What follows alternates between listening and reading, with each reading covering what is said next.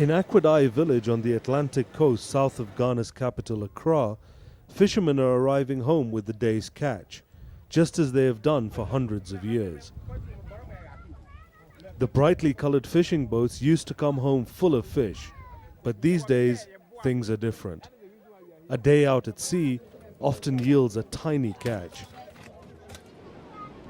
Local fisherman David Gasu started going to sea 5 years ago when he was 27. Seen here mending his nets, he's typical of the fisher folk in this community. Before we used to get a lot of fish and the sea was very interesting, but these days we don't get anything, so we are reluctant and we don't have anything to do. The small catches mean fishing communities are going hungry, and fishermen are quick to lay the blame for their misfortune. The recent object of their anger is an oil rig operating offshore. Ghana's discovery of oil in 2007 has resulted in the presence of an oil rig situated some 54 kilometers from Aquidai village. Fishermen say it has lured fish away from the area.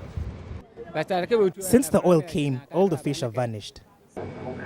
Oil rigs are known to attract sea life. Their 24-hour lighting attracts small fish species.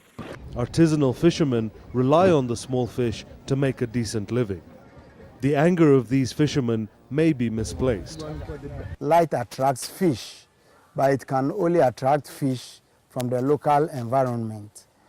What happens to fishermen who are living 200, 300, 400 kilometers off the rig? They are also complaining that there is no fish. But it is very clear that fish stocks in the area are declining. With around 12,000 boats making up Ghana's artisanal fishing fleet, congestion of nearshore fishing grounds is on the rise. Further out to sea, the competition is even more intense.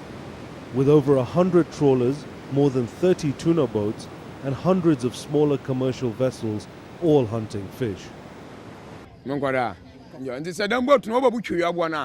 When we go out fishing, there are iron boats out there that we have to compete with. And when we throw our nets, they destroy them. We end up making nothing and we have to borrow constantly to invest in the business.